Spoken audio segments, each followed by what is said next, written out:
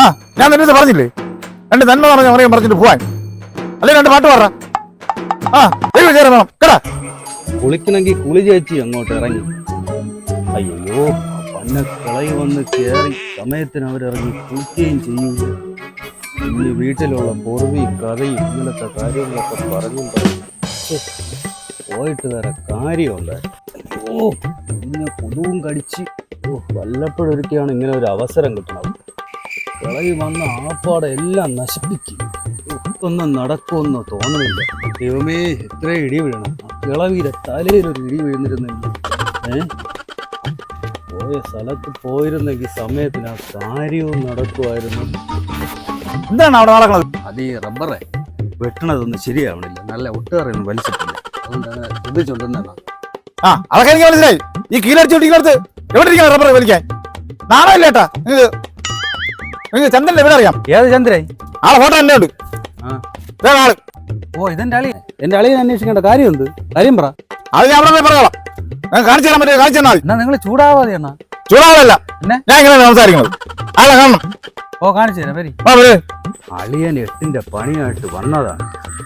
എങ്ങനെയെങ്കിലും ഒരു പെണ്ണ് കേസായിരുന്നെങ്കിൽ ദൈവമേ ഇവന് 2 ഈടി ആവാൻ കൊടുക്കണ എൻ്റെ കൂട്ടത്തിൽ ഞാനും കൂടി കൊടുക്കുമായിരുന്നു.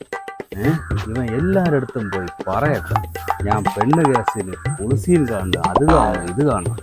ഇവൻ 2 ഇടി കൊടുക്കേണ്ട വഴി ദൈവമായിട്ട് വരുത്തിയതായി. അണ്ണാ ഓ നിങ്ങൾക്ക് എങ്ങനെയാണോ നമ്മൾ ഇടവഴിയൊക്കെ മനസ്സിലായത്? ഞാൻ റോട്ടി വന്നപ്പോഴേ ഞാൻ അവിടെ ചോദിച്ചു ചന്ദ്രന്റെ വീട്ടിൽ പോണ വഴി എടുക്കും. അത് പറഞ്ഞ ആ ഇടവ് കയറി പോയായിരുന്നു തന്നെ. ഓ വണ്ടി കഴിവണ തന്നെ മിച്ചം. ഓട്ടമില്ല ഒന്നുമില്ല. തള്ളി ഉന്തി ഫ്രണ്ടിൽ വരുമ്പോ 30 രൂപ കിട്ടും. അതിന് 30 കഥകൾ. ആൾക്കാരെ വായിരിക്കുന്നത് മൊത്തം കേൾക്കണം. ആട്ടോക്കാർക്ക് പൈസ തരാൻ മടി. ആശുപത്രിയിലാണെങ്കിലോ എത്ര രൂപ ആണെങ്കിലും വാരിത്തരാം. കുറെ പയ്യന്മാരിറങ്ങിയിട്ടുണ്ട് പുതിയ ആട്ടകൾ എടുത്തും കൊണ്ട് പിള്ളേരെ ലയനടിക്കാൻ വേണ്ടി. നമുക്കാ ജീവിക്കാനെന്ന് വർത്തിയില്ല. 5-6 ദിവസം കഴിയുമ്പോൾ അവന്മാര് പഠിക്കും. ഫൈനാൻസ് അടയ്ക്കാൻ നിവൃത്തിയില്ലാതെ അവന്മാര് വണ്ടികൾ എടുത്തോണ്ട് പോകുമ്പോൾ അണ്ണാ നിങ്ങൾ നിൽക്കണം. ഞാൻ അളിയുണ്ടോ നോക്കട്ടെ. നിങ്ങളെ കണ്ടാ ചിലപ്പോ മുങ്ങിക്കളയും. ഒരു മിനിറ്റ് ഞാൻ നോക്കിട്ട് 8ന്റെ പണി കൊടുക്കും. എന്തിനാളിയോ എന്തിനാളിയാ? രാവിലെ എല്ലാം പറഞ്ഞു പിരിഞ്ഞ് പെയ്യതല്ലേ? ശ്രീധരത്തിന്റെ പേരും പറഞ്ഞ് ഇനി ഇവിടെ വന്നു പോകല്ലോ. നിനക്ക് ഞാൻ 5ന്റെ പൈസ ഞാൻ തരൂല. നിന്നെ ഞാൻ തല്ലാതെ വിട്ടത് എന്റെ പെങ്ങളെ ഓർത്തിട്ടാണ്. കവലയിൽ നിന്നെ കുറിച്ച് മോശമായിട്ട് ആൾക്കാർ പറയണം. നിന്നെ എനിക്ക് ഇഷ്ടമില്ലാത്തത് നിന്റെ ആ സീന് കൊടുക്കണം. മനസ്സിലായോ? ഇത്രയും നാള് നിന്നെ ഞാൻ അളിയാന്നാണ് വിളിച്ചോണ്ടിരുന്നത്. ഇനി ഞാൻ അങ്ങനെ വിളിക്കില്ല. എടാ ചന്ദ്ര, നിനക്കുള്ള പണി അതാ പുറത്ത് വന്ന് നിക്കണുണ്ട്. ജീവൻ വേണമെങ്കിൽ നീ എവിടെയെങ്കിലും പോയി ഒളിച്ചിരുന്നോ. ഞാനവിടെ പുറത്ത് കാണും. നീ പോടാ രായാളിയാ. എന്നാ അങ്ങനെ അല്പം ചൂടിലാണ്. നിങ്ങളിപ്പോ പോയി അടി തുടങ്ങുമ്പോ എന്നെ വിളിച്ചാൽ മതി. ഞാൻ അങ്ങ് വരാം.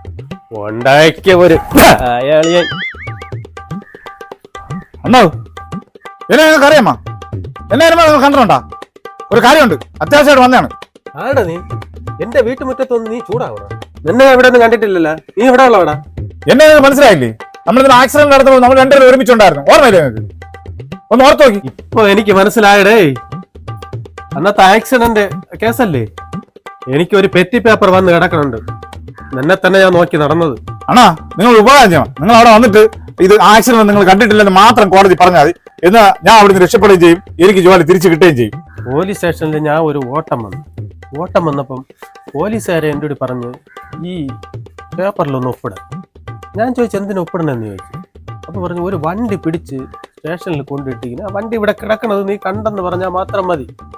അപ്പോഴ് നീയും കൂടെ വന്നാണ് എൻ്റെ കൂടി പറഞ്ഞത് ഒപ്പിട്ടോട്, വേറെ കുഴപ്പമൊന്നുമില്ല. അങ്ങനെയാണ് ഞാൻ ഒന്ന് ഒപ്പിട്ട് കൊടുത്തത്. എനിക്ക് പെറ്റി പേപ്പർ വന്ന് കിടക്കാണ്.